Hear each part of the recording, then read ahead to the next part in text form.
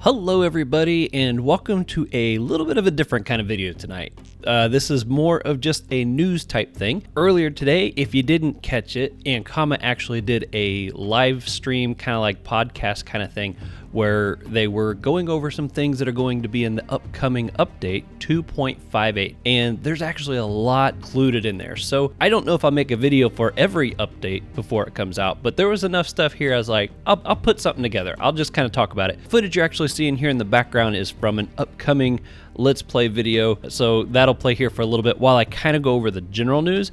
And then I've snipped the images from the Twitter, Ankama's Twitter, and we'll kind of look over those. I've got some notes here on stuff that I got from the actual podcast. A disclaimer up front: one, I don't know French. I can't speak it or anything. Out of that 2-hour podcast, I listened to the whole thing, and then I would just kind of actually jot down my notes when it was then in English. There was about 2 hours, and maybe 20-ish minutes was in English. So if there was something that was lost between when it was being translated and what was not being translated, I apologize up front if there are any errors in this, but hopefully this will be pretty accurate and give you kind of an idea of what was in there so you don't have to try to find the spots that you can understand. So these first few things I got are just kind of general things that they talked about before they started getting into the information that is actually in the update. So I put some footage here because I didn't really have an image to go with it, and I didn't want you guys just to be staring at me.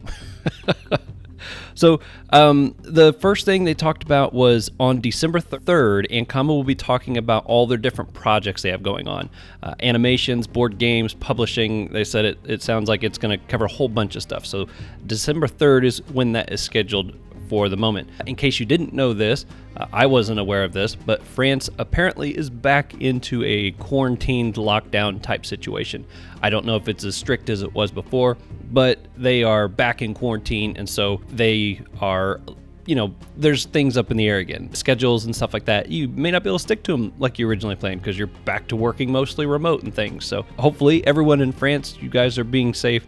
I know there are some other countries that are kind of going back into a lockdown situation, and who knows, it may happen here too at some point. But because they're doing that from now until the 22nd of November, they're doing like a buy a week, get a week free deal on the subscription site. So if you go and you purchase 1 week of subscription, you'll get a second week for free. Just thought I'd throw that out there. And they said that was just to kind of help some people out who are now stuck at home again and you're looking for something to do. You can play Dofus and you can watch my videos and learn how to do all kinds of amazing things. Wink, wink, nudge, nudge. All right, so they did bring up the fact that they are aware of lag issues, and they specifically talked a little bit about Elysale because, again, when we go into quarantine, populations go up because people are looking for stuff to do. They said that they've got some ideas they're working on. One that they mentioned was possibly allowing transfers from Elysale to Jahash because, as you know, the Jahash population is plummeted now that it's no longer like a new server. They said they have no plans to merge the two servers, and they also don't want to open up a new server for this temporary rush and then, basically you have another Jahash situation.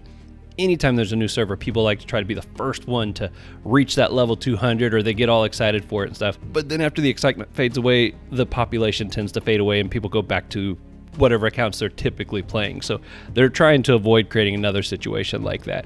They also said that there's a possibility, I think it's a done deal, but it sounds like they're still saying just possibly, the Dofus retro update to bring some new Dofuses may be delayed. I guess it was originally scheduled for towards the end of this year, but it sounds like it's going to be maybe moved to the beginning of next year because they're on a bit of a time crunch there.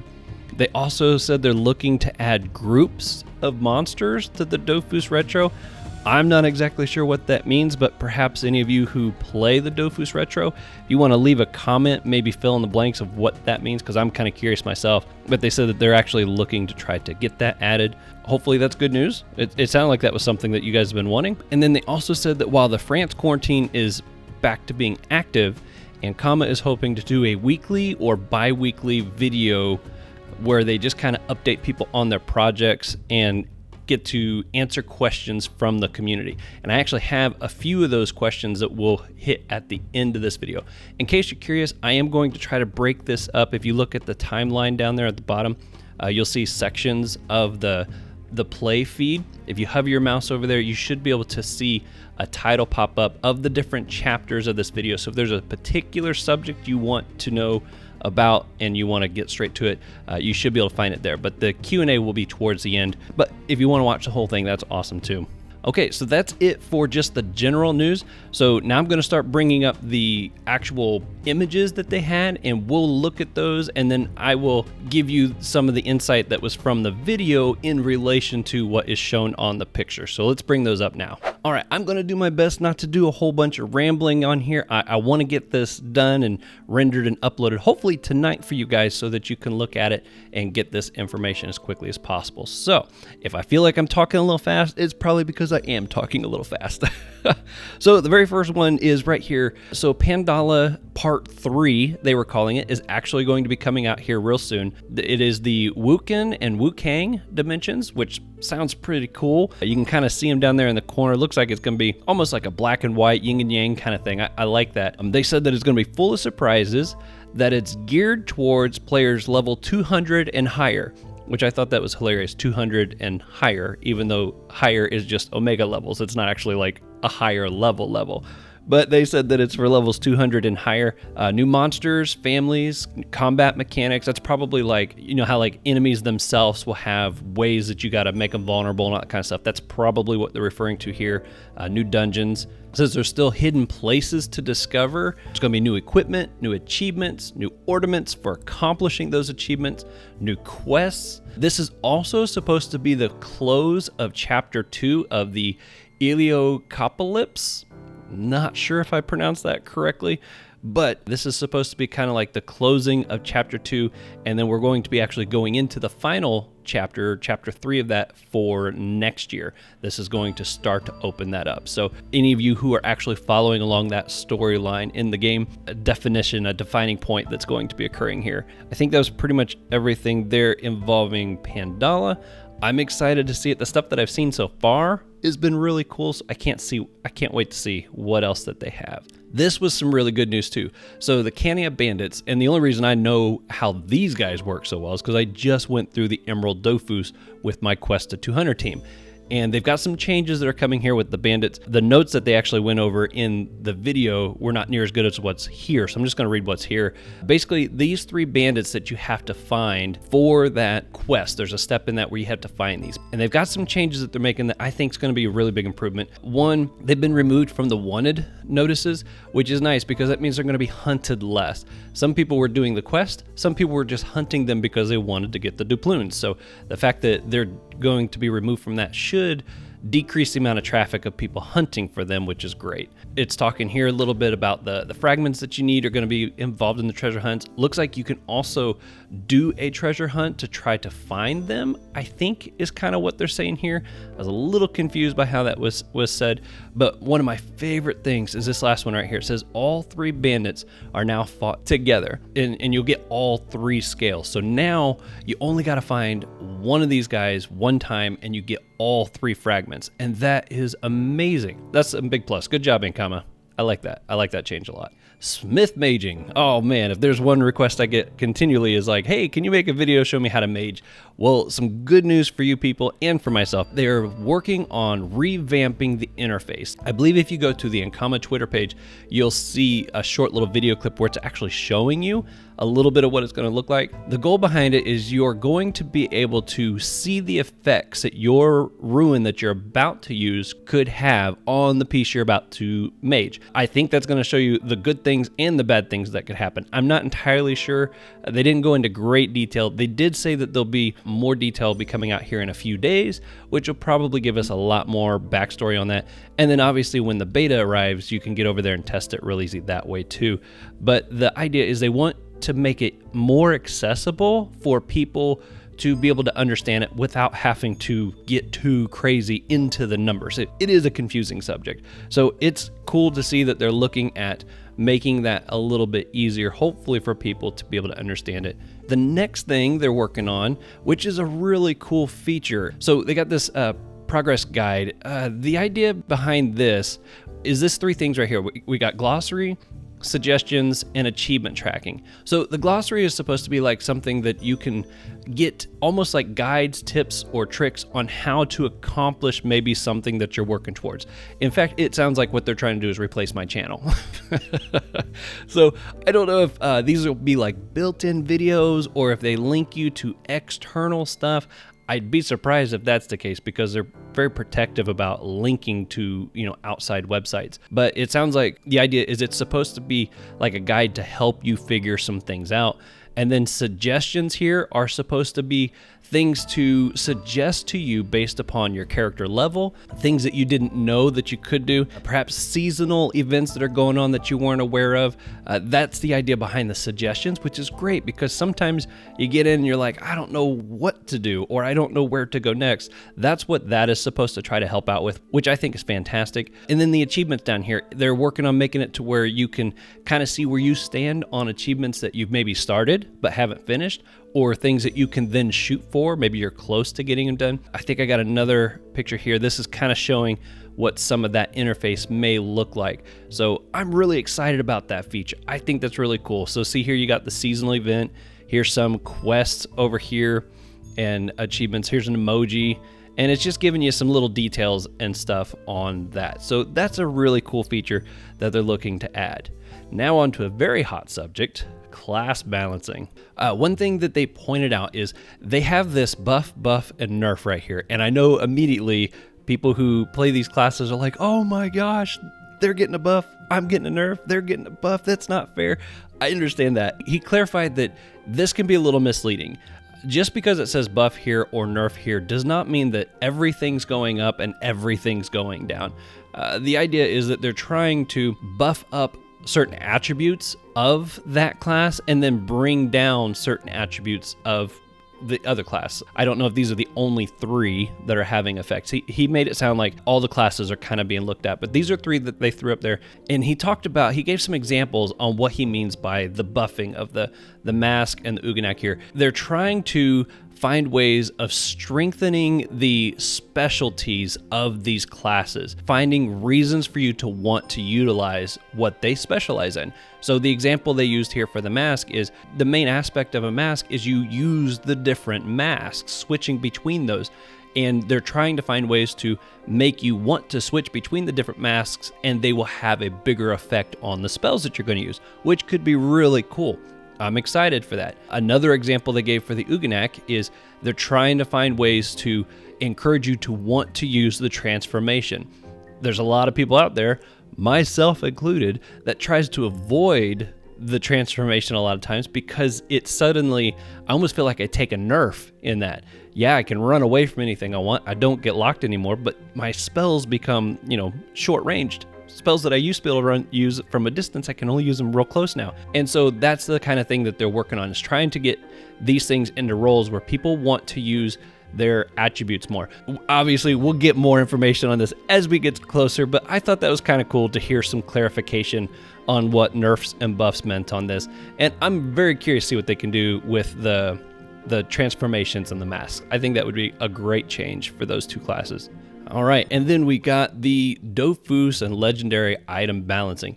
Now, they did say that the things that are listed here are just a handful of items, that it's not only these things being nerfed or buffed, but these were just a handful of things that they grabbed. The goal of these changes are to get away from a lot of crutch gear. Now, they didn't actually say crutch gear. That's the term I'm using because I feel like that's a gamer term that a lot of people understand. For those of you who are not familiar, crutch gear is kind of like, it means that it's gear that you have to have on, or you're already putting yourself at a big disadvantage compared to people that do have that.